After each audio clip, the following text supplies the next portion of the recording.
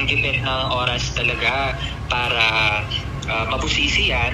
May ende, sa totoo lang, hindi rin agad nakita yung mga blanks, no? Kasi nga, hindi tayo sanay na may mga ganon.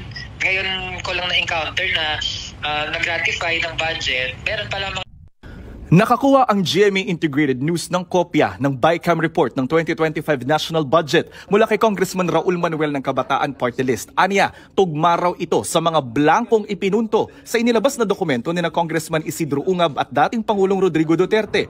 Manuel, ang BICAM report na ito na may mga blanko ang siya ring niratipikahan ng Kongreso. Aniya, binigyan daw ng kopya ng BICAM report ang lahat ng kongresista. Noong email lang daw ang soft copy nito. Kulang isang linggo bago ang ratifikasyon. Habang ang printed copy naman, ibinigay lang daw wala pa isang oras bago ito isinalang sa plenaryo. Kaya raw hindi na ito nabusisi ng maayos. Lagot na mga idol, si BBM. Baka dito na ma-impeach yung si BBM mga idol.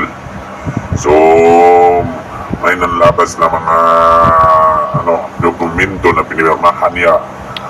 Yung document na blanco o budget yun mga idol sa ating gobyerno. Pwede pala yun. Ako, ito na, masaklap talaga. Pera ng bayan.